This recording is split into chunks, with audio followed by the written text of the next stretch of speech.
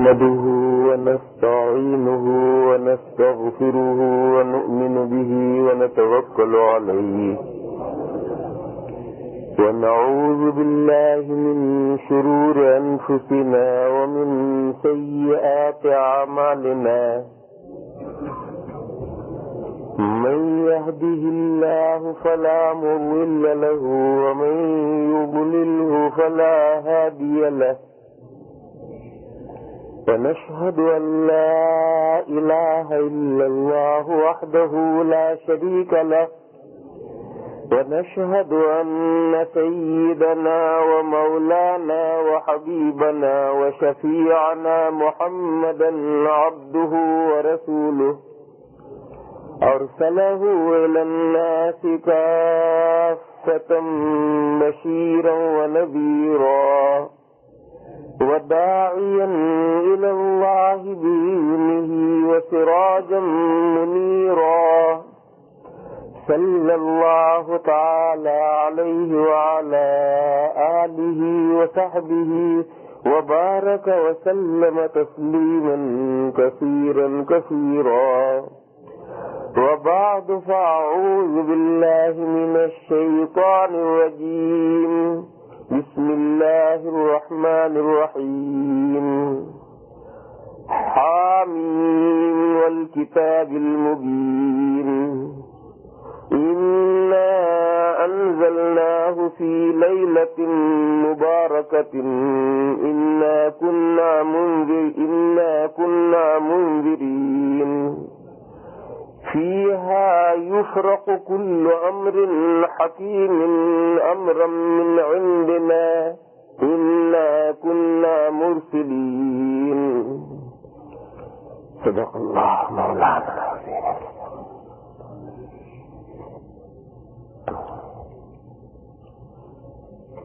بزرگوں اور بھائیوں، یہ قرآن کریم کی چند آیات پاک ہیں جو آج ہمارے امام صاحبان نے تراویح میں پڑھی ہیں. ان آیات کے ساتھ بعض حضرات نے شب براءت کا مسئلہ جوڑا ہے اور بہت سے بھائی شب براءت کے تعلق سے سوالات بھی کرتے رہتے ہیں. تو خیال آیا کہ جب یہ آیات کریمہ آج پڑھی گئی ہے تو اسی سلسلے میں کچھ گزارشات پیش کی جائے. سب سے پہلے یہ بات سمجھ لینی چاہیے کہ برابری، مساوات، ایکوالٹی جس کا بڑا شور مچایا جاتا ہے اور جس کو سن کر کے آپ حضرات کے کان بھی پک گئے ہوں گے، یہ خلاف فطرت ایک آواز ہے. یہ خلاف فطرت ایک آواز ہے. اللہ نے اپنی پوری کائنات درجات کے تفاوت کے ساتھ پیدا کی.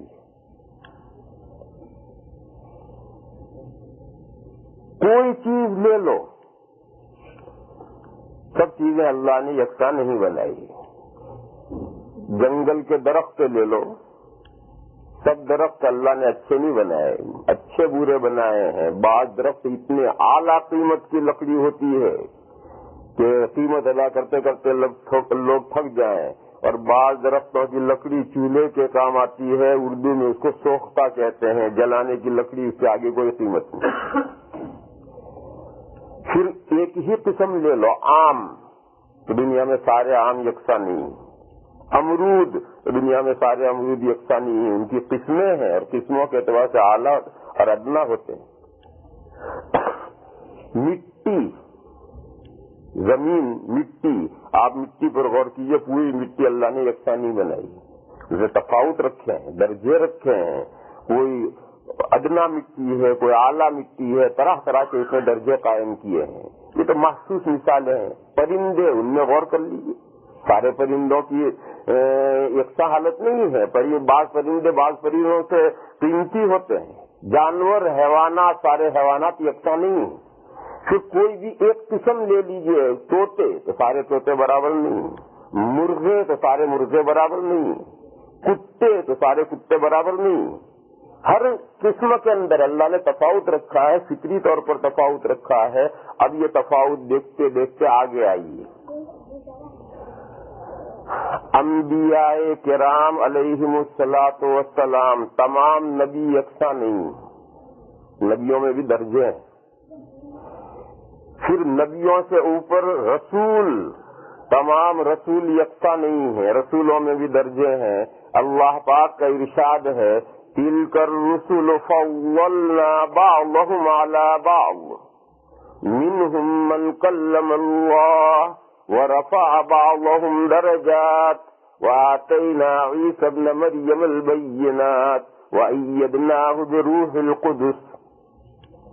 اللہ فرماتے ہیں کہ یہ جو رسول ہیں، اللہ کے رسول ہیں، ان رسولوں میں ہم نے بعض کو بعض پر ترجیح دی ہے، بعض کو ایسی خصوصیتیں دی ہیں جو دوسروں کو نہیں دی ہیں۔ مثلا ان رسولوں میں سے بعض وہ حضرات ہیں جن سے اللہ نے بات چیت کی ہے، منہم من کلم اللہ، حضرت موسیٰ علیہ السلام، ان سے اللہ تعالیٰ نے بات چیت فرمائی، اور اسی وجہ سے حضرت موسیٰ علیہ السلام کا امتیازی وصف ہے کلیم اللہ، وہ شخصیت جس سے اللہ نے بات چیت کی ہے۔ وَرَفَعَ بَعْضَهُمْ دَرَجَاتٍ، اور بعض دوسرے پیغمبروں کو موسیٰ علیہ السلام سے بھی اونچا درجے دیے ہیں، ایک درجے نہیں کئی درجے موسیٰ علیہ السلام سے بھی اونچا اٹھایا ہے۔ موسیٰ علیہ السلام کلیم اللہ ہے، بے شک کلیم اللہ ہے، لیکن ان سے بعض رسولوں کو اللہ نے کئی درجوں میں اونچا کیا ہے، موسیٰ علیہ السلام سے بھی اونچے ہیں کئی درجوں میں۔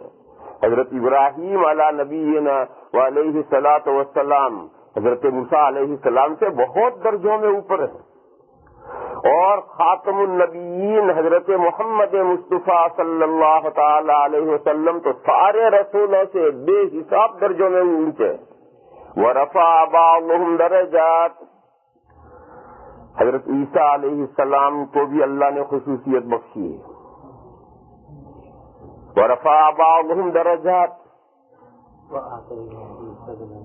وَآتَيْنَا عِیسی ابْنَ مَرْیَمَ الْبَیِّنَاتِ، ہم نے مریم کے صاحبزادے حضرت عیسیٰ علیہ الصلاۃ والسلام کو واضح معجزات دیے تھے، واضح معجزات، واضح دلائل، واضح معجزات دیے تھے۔ اس کا ذکر قرآن کریم میں دوسری جگہ ہے، وہ مادر ذات اندھے کی آنکھ پر ہاتھ پھیر دیتے تھے، وہ بینا ہو جاتا ہے۔ مردے کو کہتے تھے کہ کھڑا ہو اللہ کے حکم سے، تو مردہ اٹھ کے کھڑا ہو جاتا تھا۔ گارا لے کر کے پرندہ چڑیا بناتے تھے اور پھونک مارتے تھے اور کہتے تھے کہ اللہ کے حکم سے زندہ ہو جاؤ، زندہ ہو جاتی۔ کتنے واضح معجزے ہیں۔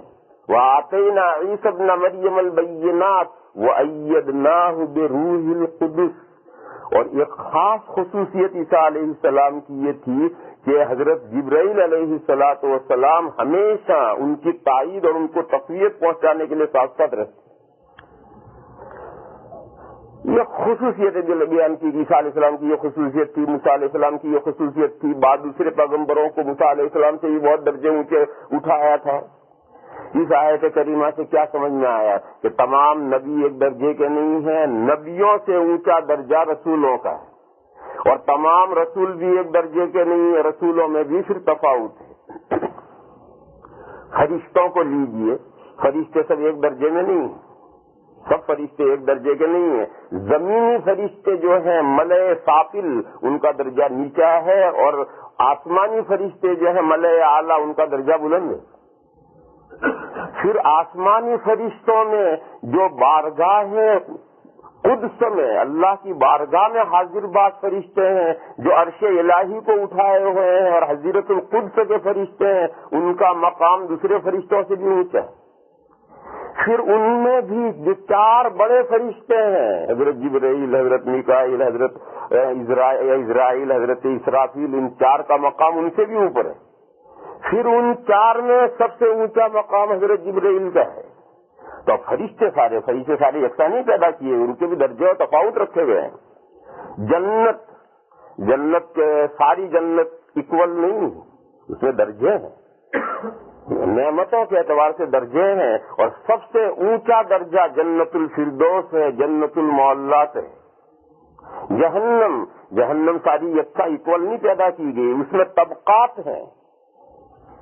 عذاب کے اعتبار سے، عذاب کے سخت اور ہلکا ہونے کے اعتبار سے اس کے طبقے ہیں الگ الگ، فلور ہیں اس کے، سب طبقے الگ الگ ہیں، وہ بھی اکول نہیں بنائی گئی. غرض آپ کائنات میں جدھر نظر اٹھا کر ڈالیں گے، نظر اٹھا کر کے دیکھیں گے تو آپ کو اللہ کی کائنات میں تفاوت ملے گا. لہذا یہ جو اکوالٹی کا نعرہ ہے یہ خلاف فطرت نعرہ ہے. اکوالٹی یہاں تک تو درست ہے کہ ہر ایک کے حقوق ہیں اور ہر ایک کی ڈیوٹیاں ہیں، اس حد تک تو اکوالٹی بے شک صحیح ہے، لیکن ہر اعتبار سے اکوالٹی ہو ہی نہیں سکتی، تو خلاف فطرت نعرہ ہے.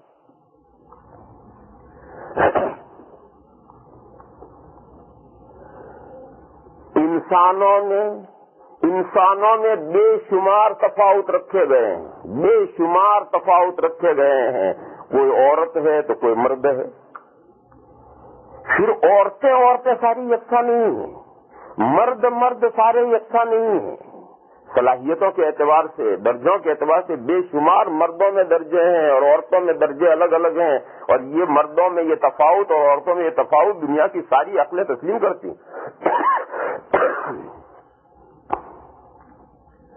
پھر تفاوت بھی طرح طرح کا ہے، رنگ کا تفاوت ہے، نقشے کا تفاوت ہے، کسی کو اچھا رنگ دیا ہے، کسی کو کالا رنگ دیا ہے، کسی کا بڑھیا نقشہ ہے، کسی کا گھٹیا نقشہ ہے، طرح طرح کے تفاوت ہیں. اور آج ہی آیات کریمہ ہمارے امام صاحبان نے پڑھی ہیں کہ تمام انسانوں کو ہم نے مال یکساں نہیں دیا. کیوں یکساں نہیں دیا؟ اس کی وجہ بیان کی ہے قرآن کریم میں. اس موضوع کو میں سمجھانے جاؤں گا تو کہیں سے کہیں نکل جاؤں گا. آج ہی وہ آیات بھی پڑھی گئی ہیں، لِيَتَّخِذَ بَعْضُهُمْ بَعْضًا سُخْرِيًّا. اب اسی کو بڑھاتے آئیے. 2 مسئلے فلسفے میں سب سے اونچے مسئلے کہلاتے ہیں، ٹاپ کے مسئلے ہیں، اور فلسفہ نام ہی ان 2 مسئلوں کا ہے. فلسفہ یعنی فیلوسفی. اب تو فیلوسفی لفظ عام ہو گیا ہے، ہر چیز میں فیلوسفی ہونے لگی ہے، لیکن جو اصل فیلوسفی ہے، فلسفہ ہے، اس کے جو بنیادی مسئلے ہیں وہ 2 مسئلے ہیں، وقت اور جگہ کا، ٹائم اینڈ اسپیس. یہی 2 مسئلے ہیں فلسفے کے سب سے اونچے مسئلے. ٹائم وقت، اور اسپیس مانے مکان جگہ. ٹائم کیا چیز ہے اور اسپیس جگہ کیا چیز ہے، یہ فلسفے کے بہت گہرے بڑے مسئلے ہیں. 5 سال اس پر PhD لوگ کرتے ہیں. لہذا ہمیں ضرورت نہیں، وہ فلسفہ والوں کے لیے چھوڑ دو، طالب علموں کو، وہ ٹائم اور اسپیس کرتے رہیں گے. ہمیں تو یہ دیکھنا ہے کہ یہ ٹائم ہے، یہ ٹائم اللہ نے یکساں نہیں بنایا، اور یہ جو اسپیس ہے، مکان ہے، یہ مکان بھی اللہ نے یکساں نہیں بنایا ہے. زمانے میں بھی تفاوت رکھے ہیں اور جگہ میں بھی تفاوت رکھے ہیں.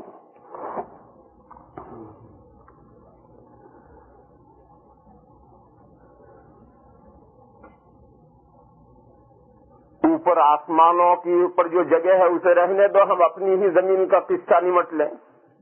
کہاں تک، اتنا دور کہاں تک ہم سمجھیں گے؟ اپنی زمین کو ہی دیکھیں. زمین میں جو مقام کعبہ شریف جہاں کھڑا ہے، کعبہ کی یہ 4 دیواریں ہیں، ان دیواروں کے بیچ میں جو کعبہ شریف کا جو مقام اور رتبہ اور مرتبہ ہے وہ زمین کے دوسرے خطوں کا نہیں. اسی طریقے پر مدینہ شریف میں جہاں حضور پاک صلی اللہ تعالی علیہ وسلم کی قبر مبارک ہے، اور جتنی زمین حضور کے جسم مبارک سے لگی ہوئی ہے، نیچے زمین لگی ہوئی ہے، چاروں طرف جو زمین حضور کے جسم مبارک سے لگی ہوئی ہے، اس کا جو مقام ہے وہ مقام دوسری زمین کا نہیں. اور علماء میں یہ مسئلہ بڑا اختلافی ہے کہ کعبہ شریف کی زمین افضل ہے یا قبر پاک کی زمین افضل ہے. کوئی کہتا ہے کعبہ شریف کی افضل ہے، کوئی کہتا ہے قبر پاک کی افضل ہے. ہمیں یہ جھگڑا چکانے کی ضرورت نہیں ہے، ہم اس جھگڑے میں نہیں پڑتے. ہمیں تو یہ سمجھنا ہے کہ یہ دو جگہیں، ان کا جو مرتبہ اور مقام ہے وہ دوسری جگہ کا نہیں. پھر آگے بڑھو، ساری دنیا میں جو مسجدیں ہیں ان مسجدوں کا جو مقام اور رتبہ ہے وہ دوسری جگہ کا نہیں. ایک مرتبہ حدیث شریف ہے، ایک مرتبہ حضور اکرم صلی اللہ تعالی علیہ وسلم سے پوچھنے والوں نے پوچھا کہ ای البقاء خیر و ای البقاء شر، زمین کا کون سا ٹکڑا سب سے اچھا ہے، کون سی زمین سب سے اچھی ہے اور کون سی زمین سب سے بری ہے. حضور اکرم صلی اللہ تعالی علیہ وسلم نے جواب ارشاد نہیں فرمایا، خاموشی اختیار کر لی. کیوں؟ حضور کو جواب نہیں معلوم. جب حضرت جبرائیل علیہ الصلوۃ والسلام وحی لے کر آئے تو وحی تو وہ کوئی لے کر آئے ہوں گے جو آنی ہے. تو حضور نے یہ بات حضرت جبرائیل سے پوچھی تو حضرت جبرائیل بھی خاموش رہے، انہوں نے بھی جواب نہیں دیا اور یہ کہا کہ اب کی مرتبہ جب آؤں گا تو اللہ کے یہاں سے پوچھ کر آؤں گا. انہوں نے بھی جواب نہیں دیا. اگلی مرتبہ جب وہ وحی لے کر کے آئے تو جواب لائے کہ خیر البقاء مساجدها وشر البقاء اسواقها، زمین پر جہاں مسجدیں ہیں یہ جگہیں تمام جگہوں میں سب سے بہترین جگہ ہیں، اور زمین میں جن جگہوں میں بازار اور مارکیٹ اور مال ہیں وہ سب سے بری بدتر جگہ ہیں. یہ حضرت جبرائیل علیہ السلام اللہ کے یہاں سے جواب لائے. تو دیکھو زمین کے اندر تفاوت ہو گیا. یہ جگہ جہاں نمازیں پڑھی جاتی ہیں، مسجدیں بنی ہوئی ہیں، یہ جگہ سب سے زیادہ خیر ہے اور یہ جگہ سب سے زیادہ بری ہے. اسی طریقے پر زمانے میں آئیے، زمانہ بھی سارا یکساں نہیں رکھا گیا، زمانے میں بھی تفاوت ہے.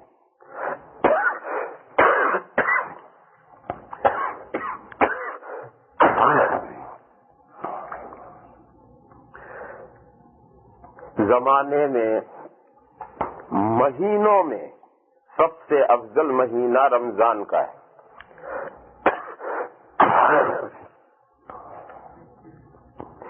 دنوں میں سب سے افضل دن جمعہ کا ہے. راتوں میں پانی تھوڑا سا کیا ہوتا ہے،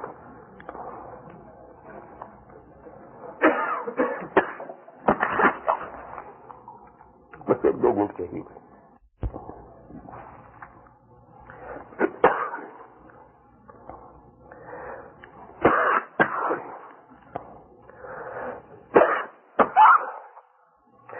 راتوں میں سب سے افضل شب قدر ہے.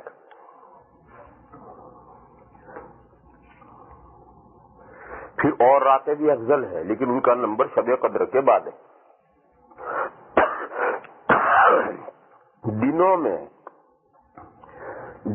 جمعہ کے بعد دوسرے دنوں کا بھی مرتبہ ہے، پیر کا مرتبہ ہے، جمعرات کا مرتبہ ہے، لیکن سب سے افضل جمعہ کا دن ہے. مہینوں میں سب سے افضل رمضان پاک کا مہینہ ہے.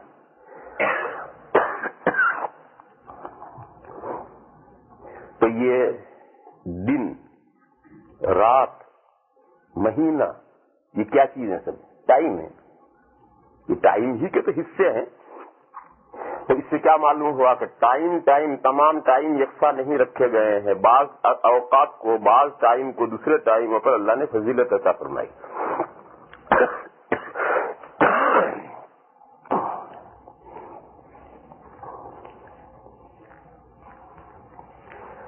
لہذا اتنی ساری میں نے مثالیں دی، ساری کائنات کی مثالیں دے دی. ان سے آپ یہ مسئلہ بہت آسانی سے سمجھ گئے ہوں گے کہ اللہ نے سب چیزوں کو یکساں نہیں بنایا ہے، ان میں تفاوت رکھے ہیں.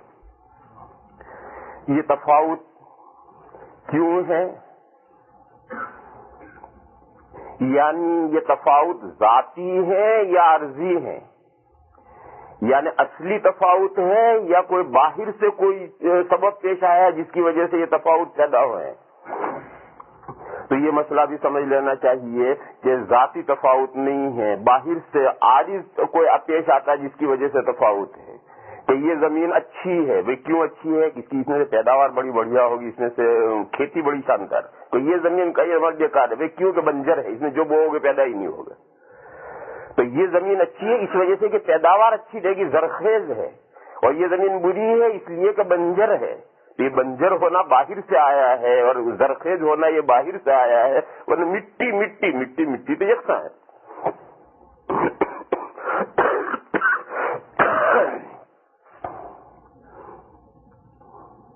اسی طرح انسان تو یکساں ہے، یہ بھی انسان، یہ بھی انسان، یہ بھی انسان، یہ بھی انسان، سب انسان یکساں ہے، لیکن یہ انسان یہ بڑے قاری صاحب ہیں، لہذا سب ان کا احترام کریں گے، قاری صاحب ہیں۔ یہ انسان مفتی صاحب ہے اور سب احترام کے بھائی یہ مفتی صاحب ہیں، بھائی یہ فلاں ڈاکٹر صاحب ہیں، یہ بھی فلاں صاحب، یہ فلاں صاحب ہے، یہ تو سب چیزیں باہر سے آئی۔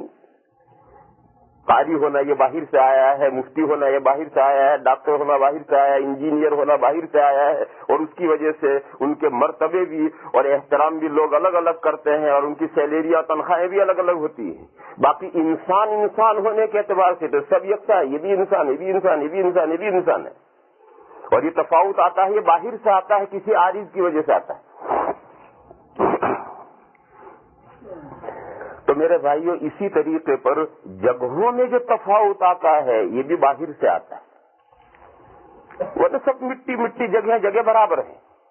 دیکھو کعبہ شریف کی مٹی اور ٹورنٹو کو مٹی ہونے میں کیا فرق ہے؟ وہ بھی مٹی ہے، یہ بھی مٹی ہے، اور کعبہ شریف کی مٹی وہاں سے اٹھا کر دوسری جگہ پر رکھ دو تو وہ کعبہ نہیں۔ کعبہ شریف کی مٹی وہاں سے اٹھا کر کے تم یہاں ٹورنٹو لا کر ڈھیر کر دو تو یہ کعبہ شریف نہیں، کیونکہ وہ جو وہاں سے مٹی یہاں لا کر رکھی وہ مٹی اور ٹورنٹو کی مٹی سے مٹی برابر ہے، کہ اس میں برکت ہے، وہ برکت بے شک ہے اس میں، لیکن کعبہ نہیں۔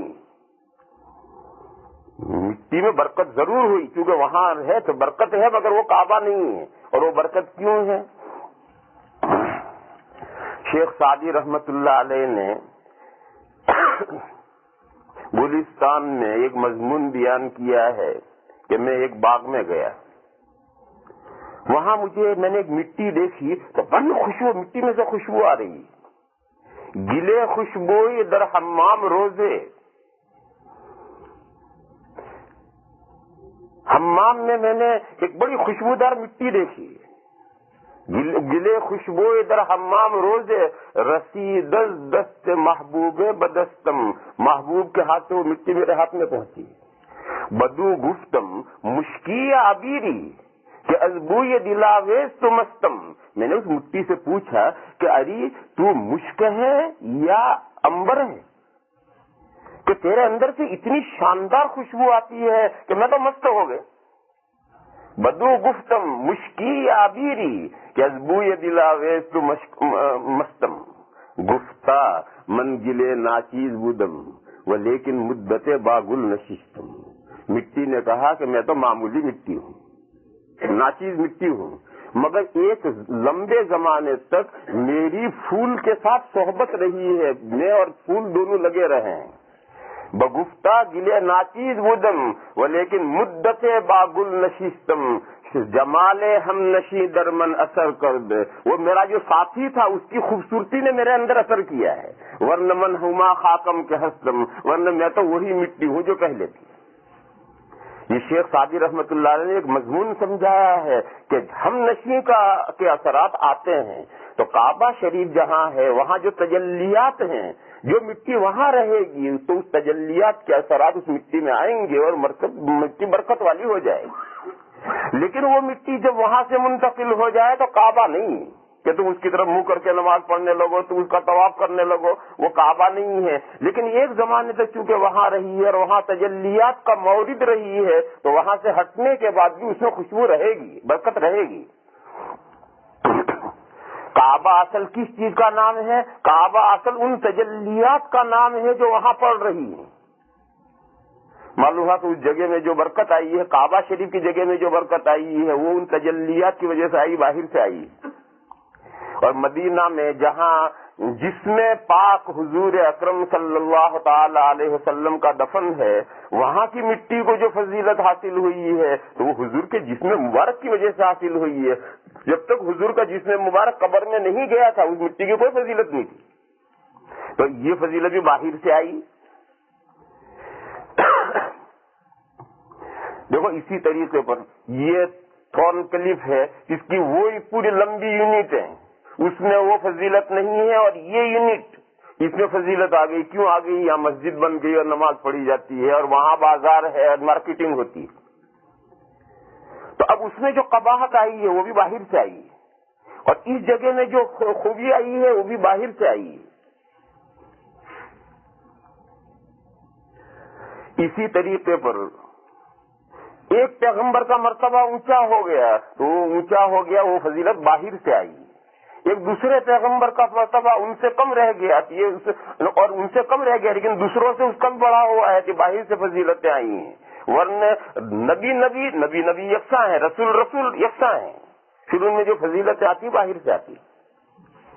اسی طریقے پر میرے بھائیو سمجھو کہ ٹائم میں اور زمانے کے اجزاء میں جو فضیلتیں آتی ہیں وہ بھی باہر سے آتی ہیں، اور سب ٹائم ایکول ہے، لیکن اس میں جو فضیلتیں آئیں گی وہ باہر سے آئیں گی۔ جمعہ میں جو فضیلت آئی ہے وہ باہر سے آئی، شب قدر میں جو فضیلت آئی باہر سے آئی ہے، رمضان میں جو فضیلت آئی وہ باہر سے آئی ہے، عاشورہ کے جو 10 دن ہیں، محرم کے جو 10 دن ہیں ان میں جو فضیلت آئی باہر سے آئی ہے، عیدین کی دن اور راتیں ان میں جو فضیلت آئی باہر سے آئی ہے، ان سب کی باہر سے آئی ہیں۔ اب سب میں ہر ایک میں کہاں سے فضیلتیں آئی ہیں یہ بہت لمبا مضمون ہے، میں کہاں تک اسے سمجھاؤں گا، آپ تو اتنا سمجھیں۔ ایک مثال سمجھ لیں تو اسی سے پھر سب کو سمجھیں گے۔ اب جمعہ میں فضیلت کیوں آئی ہے؟ حدیث شریف میں بیان کیا گیا کہ جمعہ میں فضیلت اس لیے آئی ہے کہ جمعہ کے دن میں بعض بڑے اہم واقعات جمعہ کے دن میں ہوئے ہیں، اور آئندہ بعض اہم واقعات جمعہ کے دن میں ہونے ہیں۔ تو یہ جو واقعات ہو چکے ہیں اور آئندہ ہونے ہیں اس کی وجہ سے جمعہ کے دن میں فضیلت آئی ہے۔ دیکھو ہمارے ہندوستان میں 26 جنوری کو بڑی فضیلت حاصل ہے، کیوں؟ ہندوستان کی آزادی کا وہ دن ہے، تو آزادی کا واقعہ اس دن میں ہوا تو 26 جنوری کو وہاں فضیلت حاصل ہوئی۔ ایسے جمعہ کے دن میں بعض اہم واقعات ہو چکے ہیں اور بعض دوسرے اہم واقعات آگے ہونے ہیں۔ حضور اکرم صلی اللہ تعالی علیہ وسلم نے ارشاد فرمایا کہ سب سے پہلا واقعہ تو یہ ہوا ہے کہ جمعہ کے دن میں آدم علیہ السلام پیدا کیے گئے ہیں۔ فی خلق آدم علیہ السلام جمعہ کے دن میں پیدا کیے گئے ہیں، اور آدم علیہ السلام کا پیدا ہونا ہم انسانوں کے لیے تو بہت بڑا واقعہ ہے۔ آدم علیہ السلام پیدا ہوئے جبھی تو آج ہم ہیں، اور اگر دادا ہی پیدا نہ ہوتے پوتے کہاں سے ہوتے؟ تو ہمارے اعتبار سے یوں تو ساری کائنات کے لیے آدم علیہ السلام کا پیدا ہونا بہت بڑی بات ہے، کیونکہ اشرف المخلوقات انسان ہے، تو اشرف المخلوقات کا پیدا ہونا ساری مخلوقات کے لیے شرف ہے۔ لیکن ہم اپنے اعتبار سے دیکھ لیں کہ ہمارے اعتبار سے ہمارے دادا کا پیدا ہونا ایک بہت بڑا واقعہ ہے اور ہمارے لیے بڑی فضیلت ہے، اور یہ جمعہ کے دن میں وہ واقعہ پیش آیا ہے کہ آدم علیہ السلام جمعہ کے دن میں پیدا کیے۔ دوسرا واقعہ یہ پیش آیا ہے کہ جمعہ کے دن میں آدم علیہ السلام کو جنت میں داخل کیا گیا ہے۔ دیکھو آدم علیہ السلام پیدا کیے گئے اس زمین پر، پہلے بھی میں نے سمجھایا تھا کہ آدم علیہ السلام کا پتلا بنا کر دھوپ میں چھوڑا گیا ہے، تو دھوپ تو یہ سورج سے دھوپ پڑتی ہے، وہ تو زمین پر پڑتی ہے۔ پھر اس زمین پر پیدا کرنے کے بعد آدم علیہ السلام کو جنت میں داخل کیا گیا ہے۔ یہ جمعہ اور وہ جمعہ یہ دو الگ الگ جمعے ہیں۔ جس جمعہ میں پیدا کیا گیا ہے اسی جمعہ میں جنت میں داخل نہیں کیا گیا، کتنے دنوں کے بعد داخل کیا گیا نہیں معلوم ہمیں۔ بہرحال آئندہ کوئی جمعہ آیا، اس جمعہ میں آدم علیہ السلام کو جنت میں داخل کیا گیا، تو جنت میں داخل کیا جانا یہ بھی بہت بڑی فضیلت ہے، اس سے بڑی کیا فضیلت ہو سکتی ہے۔ اور تیسرا واقعہ یہ پیش آیا ہے کہ جمعہ کے دن میں آدم علیہ السلام جنت سے نکالے گئے، وہ جو دانا کھایا تھا اور واقعہ پیش آیا تھا اور آدم علیہ السلام کو حکم ہوا تھا کہ نیچے اترو، تو جمعہ کے دن میں آدم علیہ السلام جنت سے نکالے گئے۔ جب یہ حدیث کے اس مضمون پر پہنچتے ہیں تو ہمارے طالب علم پوچھتے ہیں کہ جنت سے نکالا جانا یہ کیا فضیلت ہے؟ ایک آدمی کو جنت سے گیٹ آؤٹ کر دیا، تو گیٹ آؤٹ کرنا یہ بھی کوئی فضیلت ہے؟ یہ تو رونے کی چیز ہے کہ ہائے ہمیں مر گئے، ہائے مر گئے، ہمیں جنت سے نکال دیا، ہائے مر گئے. یہ کیا فضیلت کی بات ہے جو حدیث شریف میں اسے فضیلت میں شمار کیا گیا؟ یہ ہمارے طالب علم سوال کرتے ہیں. تو ہم انہیں سمجھاتے ہیں کہ نکالے جانے سے پہلے جو ہم جنت میں تھے تو مفت کی جنت تھی، اور نکالے جانے کے بعد سب سے پہلی چیز جو ملی ہے وہ تو اشرف المخلوقات ہونے کا تاج ملا ہے. جنت میں ہوتے اشرف المخلوقات کا تاج نہیں ملتا، مخلوقات کے بیچ میں پہنچیں گے جبھی تو اشرف المخلوقات بنیں گے. تو سب سے پہلے تو جنت سے نکلنے کے نتیجے میں اشرف المخلوقات ہونے کا تاج ملا. دوسرا تمغہ ملا، سند ملی اللہ کا خلیفہ ہونے کا. جنت میں ہوتے اللہ کی خلافت نہیں ملتی، خلافت تو زمین پر آنے کے بعد ملی ہے. وَإِذْ قَالَ رَبُّكَ لِلْمَلَائِكَةِ إِنِّي جَاعِلٌ فِي الْأَرْضِ خَلِيفَةً. انسان اس زمین پر اللہ کا ڈپیوٹی بنایا گیا ہے، تو جب تک زمین پر نہیں آئے گا یہ ڈپیوٹی ہونے کا شرف نہیں ملنے کا. جنت میں رہتے تو یہ ڈپیوٹی ہونے کا شرف نہیں ملتا، اور یہ اتنا بڑا شرف ہے کہ فرشتوں کی بھی رالیں ٹپک گئی تھی اس پر. جب اللہ نے یہ بات ڈکلیئر کی کہ میں زمین میں اپنا ڈپیوٹی بنانے والا ہوں تو فرشتوں نے کہا پروردگار عالم ہمیں بنائیے، ہم ہر وقت آپ کی تصویر و تقدیس میں لگے رہتے ہیں، کبھی آنکھ جھپکنے کے بقدر غافل نہیں ہوتے ہیں، کبھی ہم آپ کا گناہ نہیں کرتے ہیں. اور یہ مخلوق جو آپ پیدا کریں گے وہ تو مار دھاڑ بھی کرے گی، خون ریزی بھی کرے گی، یہ کرے گی وہ کرے گی، اس کو آپ اپنا ڈپیوٹی بنائیں، اس سے بہتر ہمیں ڈپیوٹی بنائیے. تو یہ اتنا بڑا شرف ہے کہ فرشتوں کی رال ٹپک گئی تھی. اللہ نے ان کو جواب دیا کہ میں جو حکمت جانتا ہوں انسان کو ڈپیوٹی بنانے میں وہ حکمت تم نہیں جانتے. تو یہ جو انسان کو شرف ملا ہے اللہ کا نائب اور اللہ کا خلیفہ بننے کا، ڈپیوٹی بننے کا شرف، یہ تو زمین پر آنے کے بعد ملا ہے. اگر جنت میں ہوتے تو یہ شرف نہ ملتا. اور تیسری بات یہ ہے کہ اب زمین پر آ کر عمل کر کے عمل کے سیلے میں جو جنت حاصل کریں گے اب اس کی قدر ہوگی. مفت کی نعمت اور ہوتی ہے اور محنت کر کے نعمت حاصل کی جائے اس کا مقام اور مرتبہ اور ہوتا ہے. اور یہ ساری نعمتیں ہمیں ملی ہیں جنت سے نکالے جانے کے عوض میں. دیکھو میں مثال دوں. یوسف علیہ السلام گھر سے نکالے گئے، بھائی ان کو چھین کر لے گئے، پھر کنویں میں ڈالے، یہ ہوا وہ ہوا وہ ہوا وہ ہوا وہ ہوا، ہوتے ہوتے مصر کے بادشاہ بن گئے. تو جس وقت ان کے ابا یعقوب علیہ السلام اور ان کی والدہ اور بھائی کا پورا خاندان وہاں پہنچا ہے تو اس وقت یوسف علیہ السلام نے جو جملے کہے ہیں قرآن کریم میں وہ جملے آئے ہیں کہ اللہ تعالیٰ کا بڑا کرم اور احسان ہوا کہ اللہ تعالیٰ نے میرے اور بھائیوں کے درمیان میں جھگڑا پیدا کر دیا، اور میرے اور بھائیوں کے درمیان میں نزاع اور جھگڑا پیدا نہ ہوتا اور بھائی مجھے گھر سے اٹھا کر کنویں میں نہ ڈالتے تو میں آج اس مرتبے تک نہ پہنچتا. تو اب یہ کتنا برا واقعہ ہے کہ بھائیوں نے باپ سے چھین کر کنویں میں ڈالا، لیکن یہ برا واقعہ کتنے بڑے مرتبے کا.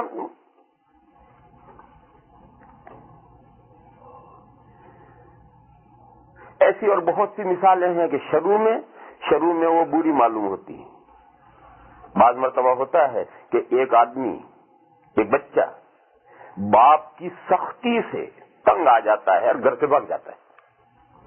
بعض مرتبہ باپ بہت سخت مزاج ہوتا ہے اور سخت مزاج ہونے سے بچہ تنگ آ کر گھر سے بھاگ جاتا ہے، اور گھر سے بھاگ جانے کے بعد پھر اللہ تعالیٰ اس کی دستگیری فرماتے ہیں اور وہ بڑا عالم بن جاتا ہے، بڑا علامہ بن جاتا ہے. بہت اگر یہ باپ کے سختی نہ ہوتی اور یہ گھر ہی میں رہتا تو کھیتی کرتا یا بزنس کرتا. لیکن باپ کی سختی ایک بری چیز ہے، اس بری چیز کے نتیجے میں گھر سے بھاگ جانا پڑا یہ بھی بری چیز ہے. لیکن اس کے نتیجے میں جو اللہ نے نعمتیں دی ان نعمتوں کا کیا کہنا، اور وہ ساری نعمتیں ملی اس کے نتیجے میں. تو اب وہ چیز جو بری تھی وہ بری نہیں رہی، اچھی ہو گئی. تو تو اسی طریقے پر جنت سے نکالا جانا اتنا تو برا معلوم ہوتا ہے کہ جنت سے گیٹ آؤٹ کر دیا، یہ کیا نعمت ہوئی؟ لیکن نہیں، اور آگے بڑھو کہ جنت سے نکالے جانے کے بعد انسان کو کیا کیا ملا۔ اب یہ سارا منظر ملاؤ تو معلوم ہوا کہ جنت سے انسان کا نکالا جانا یہ اللہ کا بہت بڑا کرم اور احسان ہوا۔ لہذا اس واقعے کو بھی حضور نے ذکر کیا کہ تیسرا واقعہ یہ پیش آیا ہے کہ جب جنت سے آدم علیہ السلام کو نکالا گیا ہے تو وہ بھی اسی دن میں نکالا، جمعہ میں نکالا گیا ہے۔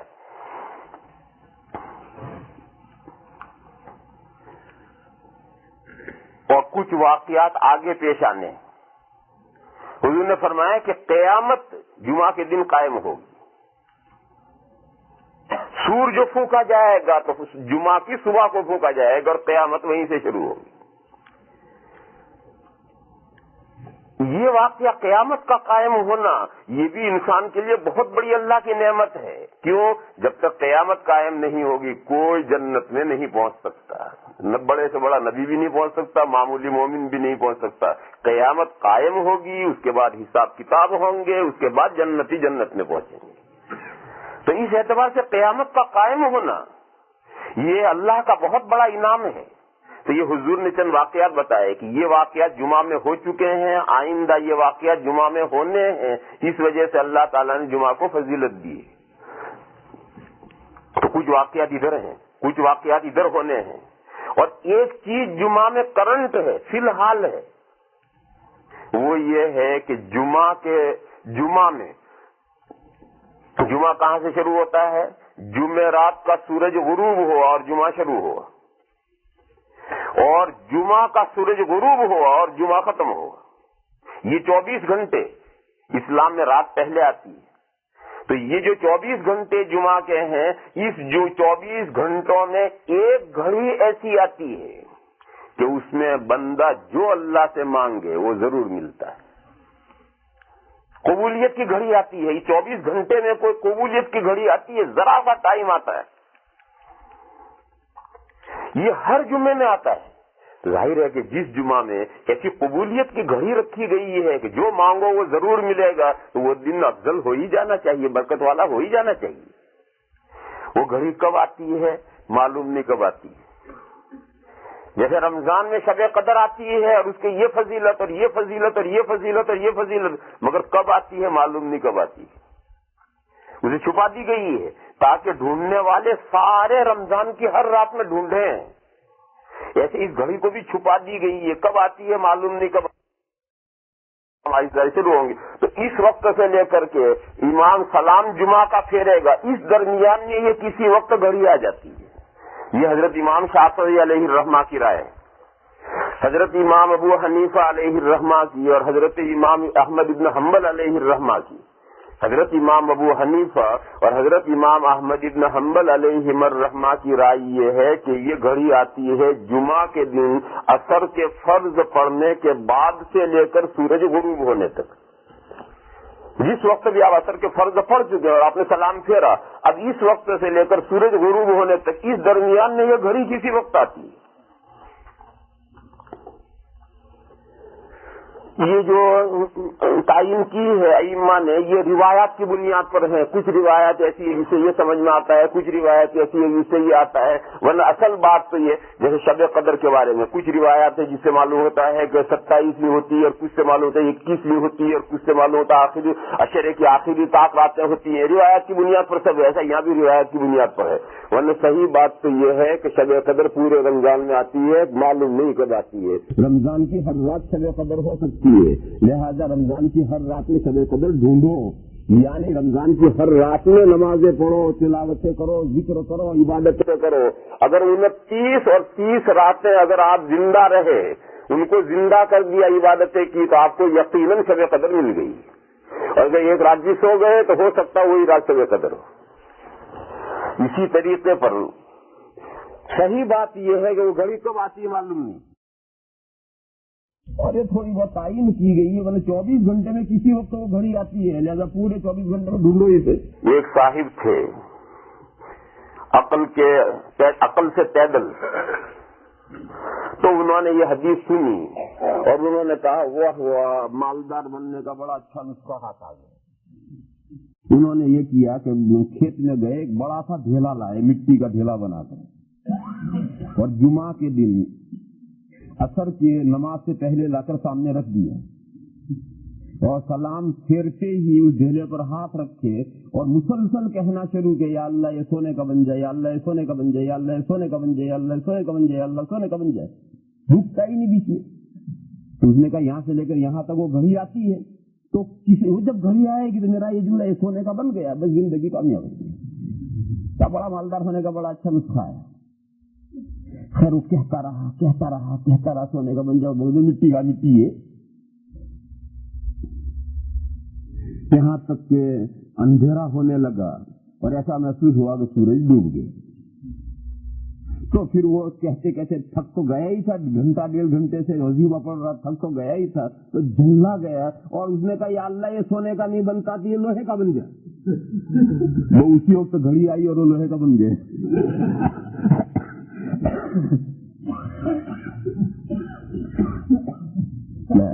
یہ سب لطیف ہے۔ تو دیکھو جمعہ کے دن میں فضیلتیں کہاں سے آئی ہیں؟ کچھ واقعات ادھر پاس ٹائم میں ہو چکے ہیں، کچھ واقعات آگے فیوچر ٹائم میں ہونے ہیں، اور کچھ فضیلت ہی کرنٹ ہے کہ ہر جمعہ میں یہ گھڑی آتی ہے۔ یہ جو باہر کے ساری چیزیں ہیں اس نے جمعہ کے دن میں فضیلت پیدا کی۔ اسی طریقے سے آپ سمجھ لیں کہ جتنے زمانوں میں برکتیں اور فضیلتیں اور اہمیتیں پیدا ہوئی ہیں وہ سب باہر سے فضیلتیں پیدا ہوئی ہیں، اور ہر ایک کی تفصیل کرنے جائیں گے تو بہت لمبی بات ہو جائے گی۔ اب آئیے رمضان شریف کی فضیلت کیوں پیدا ہوئی ہے؟ آپ حضرات جانتے ہیں، اسے کوئی زیادہ تفصیل سے نہیں سمجھانا کہ رمضان شریف میں فضیلت پیدا ہوئی ہے اس وجہ سے کہ رمضان شریف میں قرآن شریف نازل ہوا ہے۔ جہاں رمضان کے روزے فرض کیے گئے ہیں تو وہاں اللہ نے یہ وجہ بیان کی ہے کہ رمضان کے روزے کیوں فرض کیے گئے، باقی 11 مہینوں کے میں سے کسی مہینے کے کیوں نہیں کیے گئے؟ تو وہاں اللہ نے وجہ بیان کی ہے، شہر رمضان الذی انزل فیہ القرآن، رمضان کے مہینے میں سرخاب کا پر لگ رہا ہے۔ خصوصیت ہے وہ یہ ہے کہ رمضان کے مہینے میں قرآن اتارا گیا ہے، اس کی وجہ سے رمضان کے مہینے کو شرف اور بزرگی حاصل ہوئی ہے اور اس کے روزے فرض کیے جا رہے ہیں۔ رمضان کے مہینے میں شب قدر کو جو فضیلت حاصل ہوئی ہے وہ کیوں حاصل ہوئی ہے؟ وہ بھی اسی لیے حاصل ہوئی ہے کہ شب قدر میں قرآن اتارا گیا ہے، تو شب قدر کو جو فضیلت حاصل ہوئی وہ بھی اس لیے ہوئی ہے کہ اس میں قرآن اترا ہے، اور رمضان کو فضیلت حاصل ہوئی وہ بھی اس لیے ہوئی کہ اس میں قرآن اترا ہے، کیونکہ شب قدر رمضان میں ہے، لہذا جو شب قدر میں قرآن اترا ہے تو رمضان میں بھی اترا، اور جو قریب ترین ہے اس کو بہت زیادہ فضیلت ہے، اور جو دور ہو گیا اس کی فضیلت کم۔ شب قدر میں قرآن اترا تو اس کی فضیلت بڑھ گئی۔ کتنی فضیلت بڑھ گئی؟ اللہ پاک نے ارشاد فرمایا کہ لیلۃ القدر 1000 مہینوں سے بہتر ہے، ایکول نہیں، 1000 مہینوں کے ایکول نہیں، 1000 مہینوں سے بہتر ہے، اور 1000 کو 12 سے ڈیوائڈ کیجیے تو 83 ایئرز بنیں گے، اور پھر اوپر کچھ مہینے بچ جائیں گے، تو وہ اکیلی ایک رات 83 سال سے بہتر ہے۔ اتنی بڑی فضیلت اس رات کو ملی، کیوں؟ اس لیے کہ اس رات میں قرآن اترا۔ پھر وہ رات کیونکہ رمضان میں ہے لہذا رمضان کو بھی فضیلت حاصل ہوئی، اور اتنی فضیلت حاصل ہوئی کہ رمضان کے روزے فرض کر دیے۔ دیکھو اس کی مثال ایسی ہے کہ حضور پاک صلی اللہ تعالی علیہ وسلم کی کوئی چیز ہو، بال مبارک ہو، ٹوپی مبارک ہو، کرتا ہو، وغیرہ وغیرہ ہو، اور اس حضور کے کرتے کو اس رومال کے اندر آپ لپیٹ کر رکھیں تو یہ کپڑا بھی برکت والا ہو جائے، اور وہ حضور کا جو کرتا ہے وہ بھی برکت والا ہے، مگر اس کرتے کی برکت اور اس رومال کی برکت میں تفاوت رہے گا۔ کیوں؟ وہ کرتا حضور سے زیادہ قریب رہا ہے، اور یہ رومال اس کرتے سے قریب ہے، اور کرتے کے واسطے سے حضور سے قریب ہوا ہے، لہذا جتنی فضیلت حضور کے اس کرتے کی ہوگی اتنی فضیلت اس رومال کی برکت نہیں ہوگی، اس سے کم رہے گی۔ اسی طریقے سے سمجھو کہ قرآن اس رات میں اترا، لہذا اس رات کا قرب قرآن سے زیادہ ہوا، اور یہ رات ہے رمضان میں، لہذا رمضان کا قرب نزول قرآن سے تھوڑا دور ہو گیا۔ تو رمضان کی فضیلت بھی یہ واقعہ جو پیش آیا، اور شب قدر کی فضیلت بھی یہ واقعہ جو پیش آیا، اس کی وجہ سے یہ دونوں کی فضیلت ہے۔ یہاں رک کر یہ سمجھنا چاہیے کہ قرآن کریم کے نزول دو ہوئے ہیں۔ ایک نزول تو قرآن کریم کا ہوا ہے لوح محفوظ میں سے سارا قرآن کریم یک بارگی ایک ساتھ پہلے آسمان پر سمائے دنیا پر بیت معمور میں اتارا گیا ہے۔ بیت معمور جیسے زمین پر کعبہ شریف ہے، اللہ کا گھر ہے، اس کے مقابل میں پہلے آسمان پر اللہ کا ایک گھر ہے، اس کا نام ہے البیت المعمور۔ البیت مانے ہاؤس، گھر، اور المعمور کے معنی آباد، ویران کا مقابل۔ البیت المعمور یعنی آباد گھر۔ آباد کس بات سے؟ اس وہاں فرشتے جو عبادت کرنے والے ہیں، ان عبادت کرنے والوں سے وہ گھر آباد ہے۔ اور کتنا آباد ہے؟ ایک حدیث شریف میں بیان کیا گیا کہ بیت معمور کی جو عبادت کرنے والے فرشتے ہیں، وہ اتنے فرشتے عبادت کرنے والے ہیں کہ جو ایک مرتبہ بیت معمور کا طواف کر لیتے ہیں تو وہ جو لائن کھڑی ہے فرشتوں کی طواف کرنے کے لیے آ رہی ہے، اس لائن میں پھر جا کر کھڑے ہو جاتے ہیں، اور جو فرشتہ ایک مرتبہ طواف کرنے آ گیا اسے پھر قیامت تک دوبارہ اس کا نمبر نہیں لگے گا۔ وہ اتنی لمبی لائن ہے کہ بس جس کا ایک مرتبہ نمبر لگ گیا وہ لگ گیا، باقی قیامت تک انتظار میں کھڑے ہیں، دوبارہ نمبر نہیں لگنا۔ اتنی لمبی کیوں ہے وہاں عبادت کرنے والے فرشتوں کی؟ تو وہ بیت اتنا آباد گھر ہے۔ تو وہ جو آباد گھر ہے آسمان کا کعبہ ہے، اور لوح محفوظ میں سے سارا قرآن کریم ایک بارگی یہاں اتارا گیا ہے۔ یہ اتارا گیا، یہ بھی شب قدر میں اتارا گیا ہے۔ یہ سارا قرآن جو لوح محفوظ سے بیت معمور میں اتارا گیا، یہ بھی شب قدر میں اتارا گیا ہے۔ یہ شب قدر اور ہے، جیسے آدم علیہ السلام نے بتلایا تھا کہ پیدا کیا گیا وہ جمعہ اور ہے، جنت میں داخل کیا گیا وہ جمعہ اور ہے، جنت سے نکالا گیا وہ جمعہ اور ہے۔ اسی طریقے سے یہاں سمجھو کہ آسمان سے لوح محفوظ سے جو سمائے دنیا پر پورا قرآن ایک ساتھ اتارا گیا شب قدر میں، یہ شب قدر اور ہے۔ پھر وہاں سے زمین پر نزول شروع ہوا، تو زمین پر جو پہلی وحی آئی ہے وہ بھی شب قدر میں آئی۔ پھر اس کے بعد میں تھوڑا تھوڑا 23 سال میں متفرق آتا رہا، لیکن پہلی وہی زمین پر جو آئی ہے وہ بھی شب قدر میں آئی۔ وہ کیسا، اس کا واقعہ یہ ہے، آپ حضرات جانتے ہیں، آپ نے جو حضرات حج میں گئے ہوں گے تو مکہ مکرمہ میں ایک پہاڑ ہے، اس کا نام ہے جبل رحمت، جبل نور، جبل رحمت نہیں، جبل نور۔ اس جبل نور کی چوٹی پر ایک غار ہے، غار حرا، اور آپ حضرات میں سے کوئی وہاں گئے بھی ہوں گے اس غار کو دیکھنے کے لیے۔ تو حضور اکرم صلی اللہ تعالی علیہ وسلم کو 40 سال میں نبوت ملی، اس سے 6 مہینے پہلے سے، ابھی 40 سال حضور کی عمر مبارک پوری نہیں ہوئی، ابھی 6 مہینے باقی ہیں، کہ حضور اکرم صلی اللہ تعالی علیہ وسلم کی طبیعت میں ایسا طبیعت میں ایسا پیدا ہوا کہ لوگوں سے الگ تنہائی میں رہیں اور اکیلے رہ کر اللہ کی عبادت کرتے رہیں۔ یہ حضور کی طبیعت میں ایسا پیدا ہوا خود بخود۔ اب گھر میں اور آبادی میں تنہائی کہاں ملے؟ پھر گھر میں بیوی ہے، چھوٹے چھوٹے بہت سارے بچے ہیں، لوگ ملنے جلنے والے گھر میں کہاں ملے؟ تو حضور گھر سے کھانے پینے کا سامان لے کر کے ہفتہ 10 دن کا عرب میں اس زمانے میں ستو وتو کھاتے تھے، پانی پی لیا کرتے تھے، تو ایسا سامان کھانے پینے کا لے کر کے حضور اس پہاڑ کے اوپر اس غار میں جا کر کے رہتے تھے، 8-10 دن وہیں رہتے تھے، اور جب کھانا ختم ہو جاتا تھا تو پھر حضور واپس تشریف لے آتے تھے اور چند دن گھر رہتے تھے، گھر کو سنبھالتے تھے، گھر کی ضروریات دیکھتے تھے، اور چند دن گھر رہ کر گھر کو سنبھال کر ضروریات کا انتظام کر کے پھر ٹفن لے کر کے 8-10 دن کے لیے وہی غار میں چلے گئے۔ اس غار میں جا کر، اس پہاڑ پر اس غار میں کیوں رہے؟ وہ وہیں جا کر غار کا معائنہ کرو گے تو سمجھ میں آئے گا، یہاں سے سمجھ میں نہیں آئے گا۔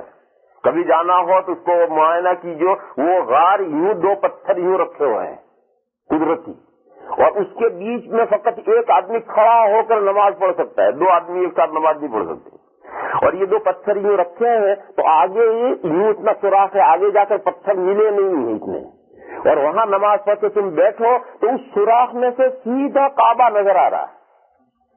کبھی جاؤ تو اس کا معائنہ کیجیے, عجیب و غریب اس کا محل وقوع ہے کہ جیسے دوربین ہو اس آدمی بیٹھا ہے تو اس سوراخ میں سے سامنے سیدھا پورا کعبہ اس سوراخ میں نظر آ رہا ہے. تو اس خصوصیت کی وجہ سے حضور اکرم صلی اللہ تعالی علیہ وسلم نے اس غار کو منتخب کیا تھا. پھر یہ پہاڑ تمام پہاڑوں سے بہت اونچا ہے, تو چھوٹے چھوٹے پہاڑوں پر تو لوگ پہنچ بھی جاتے ہیں, چرواہے وغیرہ پہنچ جاتے ہیں, اس تک پہنچنا تو بڑا مشکل ہے, دل گردے والا ہی پہنچتا ہو, آدھے سے اتر آتے ہیں لوگ. تو یہاں حضور کا معمول تھا. یہ نبوت ملنے سے 6 مہینے پہلے سے ایسا ہوا تھا. حضرت عائشہ کی جو تعبیر ہے وہ یہ ہے کہ حبب الیہ الخلا, تنہا رہنا حضور کو اچھا معلوم ہونے لگا. تنہا رہ کر اللہ کی عبادت کریں تو یہ سلسلہ چل رہا تھا. ایک مرتبہ ایسا ہوا, حضور کی عمر مبارک تھی, 40 سال پورے ہوئے, اور حضور کا ناشتہ پانی کا سامان بھی ختم ہو گیا, اور اب حضور کو گھر آنا ہے, لوٹ کر شام کو گھر آنا ہے. دیکھو دن میں تو پہاڑ بہت گرم ہوتے ہیں, ان پہاڑوں پر چڑھنا اترنا بہت مشکل, اسی لیے عرب میں سفر بھی عام طور پر رات میں ہی کرتے ہیں, دن میں بہت زمین گرم ہو جاتی ہے. تو حضور اکرم صلی اللہ تعالی علیہ وسلم نے سورج غروب ہونے کے بعد, سورج غروب ہونے تک تو غار میں رہے, اور سورج غروب ہونے کے بعد تھوڑی دیر کے بعد دیکھا کہ پتھر اب ٹھنڈے ہو گئے ہوں گے, تو حضور غار میں سے نکلے گھر آنے کے لیے. وہ غار میں سے نکلے تو غار میں سے نکلو گے تو آگے تھوڑی سی ایک جگہ ہے, غار میں سے نکل کر اس جگہ پر پہنچے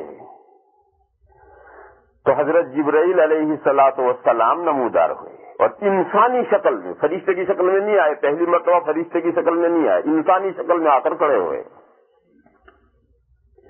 اور انہوں نے حضور سے کہا کہ اقرا, پڑھیے.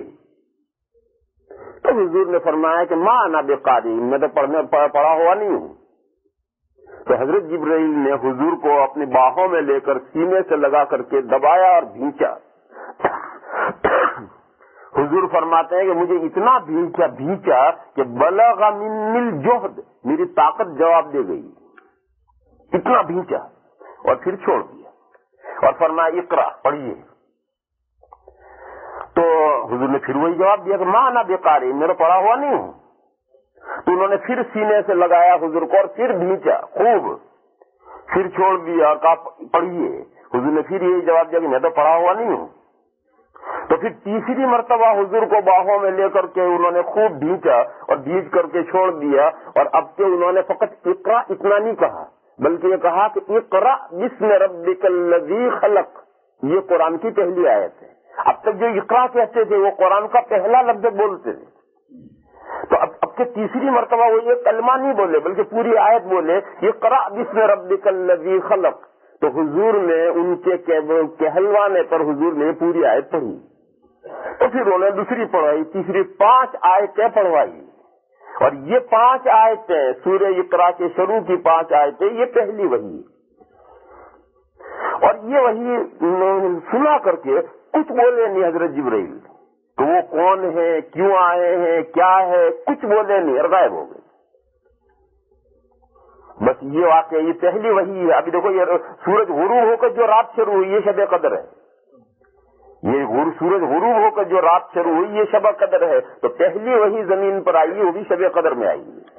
اب یہ عجیب و غریب انوکھا واقعہ ہے, پہاڑ کی چوٹی پر ایک آدمی اچانک آ جائے اور اس طرح کا واقعہ پیش آئے, اس کے قدرتی طور پر انسان پر اس کے اثرات پڑنے ہیں. اور ابھی انہوں نے کوئی بات واضح نہیں کی ہے کہ وہ کون تھے, یہ کیا کر کے گئے, کیا ہے, ابھی کچھ واضح نہیں کیا. تو حضور وہاں سے اترے, گھر تو آنا ہی تھا, تو حضور وہاں سے اترے اور وہاں سے جہاں حضور کا دولت قدا تھا, حضور کا گھر مبارک تھا, وہ تقریباً 1.5 کلومیٹر کا فاصلہ ہے. وہاں سے حضور کے گھر کا 1.5 کلومیٹر کا فاصلہ ہے, اور پہاڑ سے نیچے اترتے اترتے آدھا گھنٹہ لگے گا. पौन घंटा लगेगा। तो हुजूर पहाड़ से नीचे उतरे और वहां से इतना सफर करके घर तशरीफ लाए और घर आकर के ज़ौजा मोहतरमा हजरत खदीजतुल कुबरा से ये कहा कि आज मुझे बहुत तबीयत मेरी घबरा रही है और मुझे सर्दी लग रही है और डर मालूम हो रहा है और मुझे बुखार सा हो गया है, मुझे कंबल ओढ़ाओ, लिहाफ ओढ़ा दो। तो लेट गए हुजूर और अली साहिबा लाकर बिस्तर ऊपर डाल दिए। थोड़ी देर के बाद सुकून हुआ तो हजरत खदीजा ने पूछा कि क्या बात है या रसूल, अभी तो रसूलुल्लाह तो सही नहीं, अभी तो उन्होंने अपने हुजूर से पूछा क्या बात है, तो हुजूर ने सारा वाकया बयान किया कि मैं गार से निकला घर आने के लिए, इस तरह से एक आदमी आया और ये हुआ और ये हुआ और ये हुआ। अब हजरत खदीजा भी परेशान थी, क्या हुआ वो भी नहीं समझ पाई। हजरत खदीजा के जहन में ये चीज दौड़ गई कि कहीं जिन भूत तो नजर नहीं आया। ऐसे मौके पर यही चीज जहन में दौड़ती है कि रास्ते में तो कोई ऐसा वाकया नहीं, भूत मिल गया हो, जिन मिल गया हो, कोई आक्षेप हो, आक्षेप की तरफ जहन जाता है फौरन आदमी का।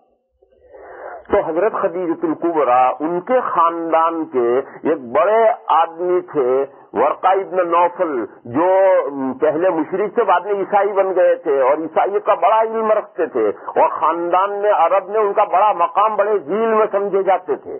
तो हजरत खदीजा हुजूर को लेकर के इनके पास गई। ये आखिरी वो किस्सा में छोड़ता हूँ। मुझे तो ये बताना है कि जमीन पर जो वही उतरनी शुरू हुई है वो रात में उतरनी शुरू हुई है और मगरिब के बाद उतरनी शुरू हुई है और ये शब कदर है। फिर मुतफर्रिक तौर पर दिन में रात में वही आती रही, 23 साल में वही पूरी हुई। तो पूरा कुरान करीम समाए दुनिया से बैतुल मामूर में मुंतकिल किया गया है शब कदर में, और फिर शब कदर उसी किसी दूसरी शब कदर में वहां से जमीन पर उतरना शुरू हुआ और पहली वही जमीन पर आई है। इस वजह से, इस कुरान के नुज़ुल की वजह से ये फजीलत हासिल हुई है शब कदर को, और ये शब कदर रमजान में है इसलिए रमजान को फजीलत हासिल हुई और इस वजह से रमजान के रोजे फर्ज किए गए हैं। तो मेरे भाइयों, जब कुरान के उतरने से ये फजीलत, इस शब कदर को इतनी फजीलत मिल गई, रमजान को इतनी फजीलत मिल गई, तो खुद कुरान की कितनी फजीलत होगी। देखो हुजूर के ने जो कुर्ता पहना वो कुर्ता मुतबर्रक होगी, वो कुर्ता जिस रुमाल में लपेटा वो रुमाल मुतबर्रक हो, तो हुजूर किस दर्जे के मुतबर्रक है, ये समझने का असल मसला है कि जिन जिन चीजों के साथ कुरान आगे गया उनमें इतनी बड़ी बरकतें हो गई, तो खुद कुरान करीम में कितनी बरकतें हैं। यही वो नुक्ता है जिसे हम नहीं समझते। इतनी बड़ी दौलत और नेमत हमारे पास आज मौजूद है, लेकिन जैसी उसकी कद्र करनी चाहिए हम नहीं करते। अल्लाह ताला हमें तौफीक अता फरमाए कि हम कुरान करीम की जितनी कद्र करनी चाहिए उतनी कद्र करें। हो गया खत्म। इमाम साहब कहते बंद करो, इनको कहीं ले जाना है, पता नहीं कहाँ घुमाएंगे, कोई प्रोग्राम दूसरा है किसी दूसरे प्रोग्राम में ले जाएंगे। मुझे उन्होंने पहले से अल्टीमेटम दिया था कि 10 बजे आगे मत बोलियो, मगर अब तो 10:15 हो गए हैं, लिहाजा ये मजमून यही रह गया। वाखिर दावाना अल्हम्दुलिल्लाह। अल्लाहुम्मा सल्लि व सल्लिम व बारिक अला सय्यिदिना व मौलाना मुहम्मद व अला आलि सय्यिदिना व मौलाना मुहम्मद बिअदद मन सल्ला व सल्लम। या इलाहुल आलमीन, हमारी खताओं को माफ फरमा। या अल्लाह, हमारी कोताहियों से दरगुजर फरमा। या अल्लाह, हमें अपने दीन की कद्र करने की तौफीक अता फरमा। या अल्लाह, दीन के जो शाइर हैं, काबा शरीफ, कुरान शरीफ, पैगम्बर अलैहिस्सलातु वस्सलाम, ये दीन की जो इम्तियाजी निशानियां हैं मेरे मौला, उनकी कद्र करने की तौफीक अता फरमा। उनकी खैरात और बरक़ात से हमें माला माल फरमा। या अल्लाह, इस माह मुबारक की कद्र करने की तौफीक अता फरमा, इसे वसूल करने की तौफीक अता फरमा। या अल्लाह, आखिरी अशरा शुरू होने वाला है और ज्यादा इम्कान उसमें शब कद्र का है मेरे मौला, हमें शब कद्र ढूंढने की तौफीक अता फरमा। या अल्लाह, हमारी मग़फ़िरत फरमा, हमारे माँ बाप की मग़फ़िरत फरमा और तमाम मुसलमान मर्दों की और मुसलमान औरतों की मग़फ़िरत फरमा। सुब्हान रब्बिका रब्बिल इज़्ज़ति अम्मा यसिफ़ून व सलामुन अलल मुरसलीन।